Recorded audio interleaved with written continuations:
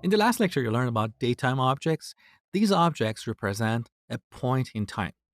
In the datetime module, we also have a class called time delta, which represents a duration. So let's import time delta from here. Now, when we subtract these two dates, we get a time delta object.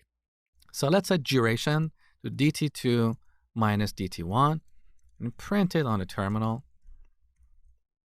So here's the difference between these two date times.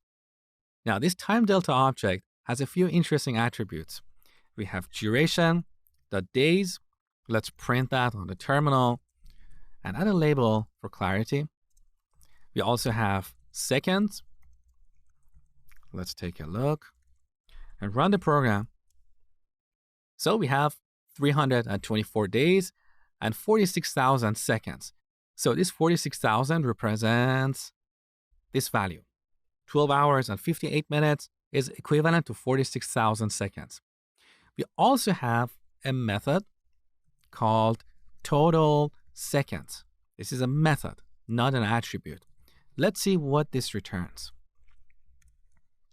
So this value you see here is the total duration represented as seconds. So if we calculate the number of seconds in 324 days and 12 hours and 59 minutes, we get this value. So these are a few interesting members of the time delta class. Now, in case you're wondering why we don't have month or year here, the reason is that we can have a varying amount of time in a month or in a year. That's why we only have days, seconds, and microseconds. Now, we can also add a time delta object to a datetime object. Let me show you. So for our first datetime, I'm going to add a time delta of 1 day.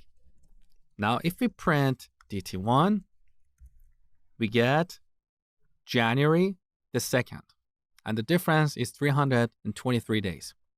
However, someone else looking at this code may not be quite sure what this 1 here represents. Is it 1 day, 1 hour, 1 second? So it's better to use keyword arguments here for clarity. We set days to 1. We can also set seconds to 1,000. Now, let's run the program.